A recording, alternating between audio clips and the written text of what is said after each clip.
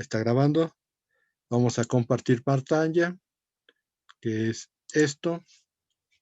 Compartir.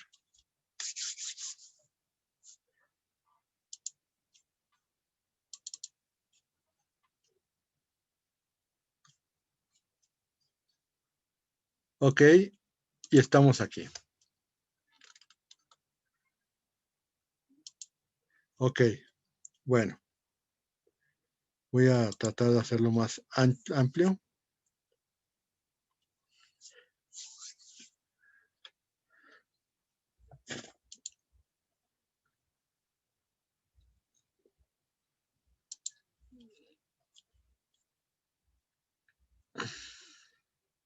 Ok.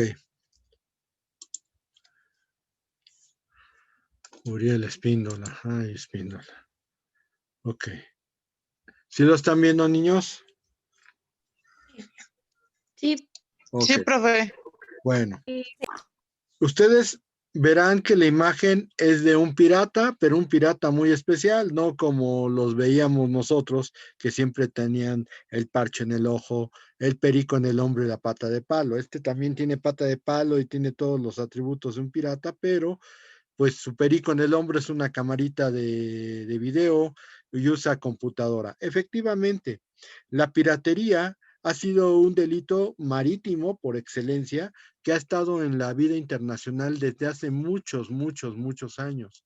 Debemos de decir que pues prácticamente desde el inicio de la navegación ha habido piratas. Y si bien es cierto, también su etapa más importante ha sido por ahí por el siglo, entre el siglo XV y el siglo XVIII, en donde los piratas pues eran la escenificación que vemos nosotros en la fotografía. También tenemos que ahí está. Sí me están viendo entonces, ¿verdad? Ok. La escenificación es que también tenemos que entender que esto ha evolucionado de acuerdo con el tiempo.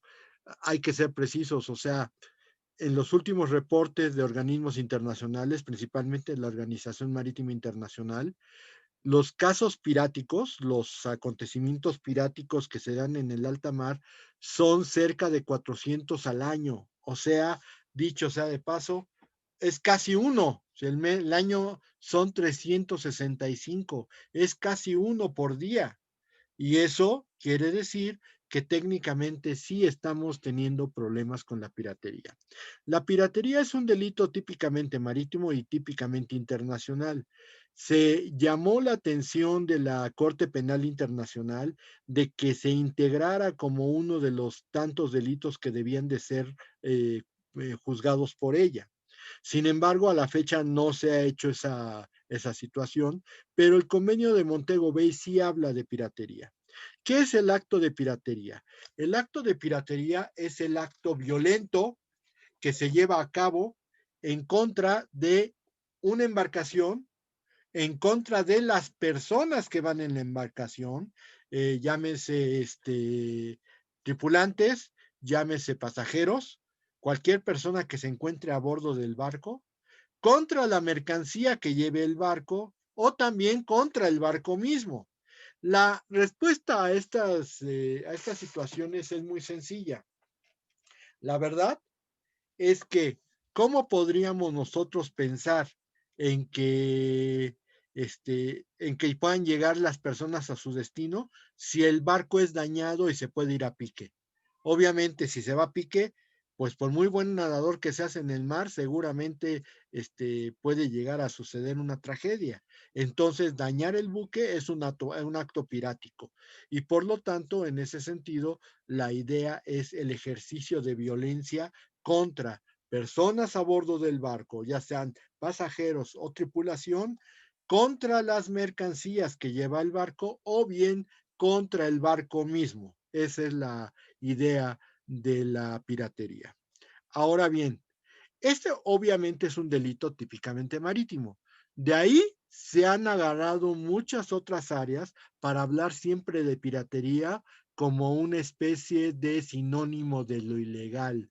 Y ahí es donde tenemos problemas. ¿Por qué? Porque nosotros no podríamos pensar de ninguna forma en que pueda suceder eso. Es decir, un barco es pirata necesariamente cuando realiza actos de violencia. Pero, por ejemplo, si dicen que hay piratería en Tepito, pues yo jamás he visto mar en Tepito. ¿Por qué? Porque es un delito típicamente marítimo. Ay, es que ahí se venden muchas películas y muchos discos piratas. Ah, reproducción ilegal de derechos protegidos, ok, lo puedo entender. Pero piratería, jamás, ¿eh? Entonces, ahí empecemos a entender las cosas. Por ahí algún maestro me decía, es que técnicamente es una figura que se aplica muy bien a los derechos de autor. No es cierto. La piratería es típicamente marítima y si no me pueden dorar la píldora, definitivamente no puede ser así. Ahora bien, en este orden, también algunos medios de comunicación utilizan la piratería bajo denominaciones o en actos que no pueden ser. Por ejemplo, el hecho de que dicen, agarramos un barco japonés pescando en aguas territoriales mexicanas.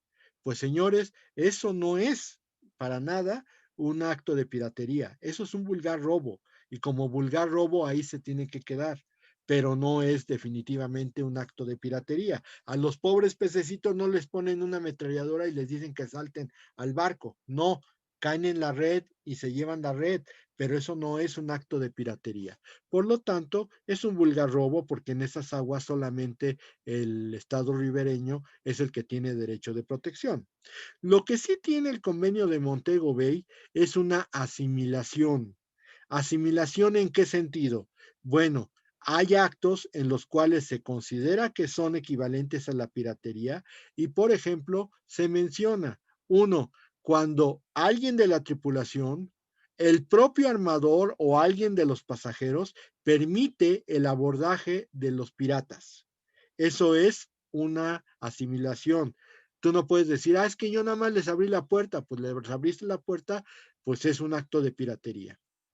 Dos, cuando hay ayuda para que se lleve el acto pirático, es decir, cuando se percibe o se sabe que hubo intervención por parte de los que estaban a bordo del barco para que se lleve a cabo el acto de piratería. Ellos no pueden alegar que no hicieron nada, se les considera piratas. Y por otra parte, cuando hay una incitación o se presta, o sea, ayuda o se promueve el acto pirático. Es decir, por ejemplo, yo aquí los tengo encañonados a todos en el barco y les empiezo a quitar sus pertenencias y de pronto Alma Lucas me dice, ay maestro, pues está bien, a mí me caen de gordos estos, présteme una con una ametralladora y le ayudo. Obviamente eso está penado como piratería y por lo tanto no puede alegar que nada más me dio una ayudadita. Jamás. Sería pirata igual que yo. ¿Ok? Entonces, bajo estas condiciones, el acto de violencia contra personas que vayan a barco arriba del barco, contra mercancías o contra el barco mismo, van a ser motivos de la piratería. Y por lo tanto, como ya les he comentado, es un acto que es punible a nivel internacional. Es uno de los tantos delitos contra el orden internacional que existen, pero aquí habría que decir dos cosas muy importantes. Una es que técnicamente la perspectiva es que el acto pirático debe de venir con esa violencia que implica esta situación, o bien que se lleve a cabo un acto asimilado. Sin embargo, a nivel internacional, a nivel internacional, tenemos que el acto pirático es, no sé por qué está esto aquí, si realmente estábamos viendo esto. Ok, si el acto pirático es, es la violencia, pues definitivamente no podríamos entender que no es delito internacional. Pero en los códigos penales, sí existe la figura de delito de piratería en términos del Código Penal Federal. Si alguien tiene una necesidad de ver cómo es el delito de piratería a nivel interno, pues ahí tenemos el Código Penal Federal, que es donde se determina precisamente este delito. Ya me quedan 10 minutos, así que habría que apurarse un poquito en este sentido y pues ya nada más quedaría de esta parte la declaración de buena o mala presa. ¿A qué se refiere esta declaración de buena o mala presa?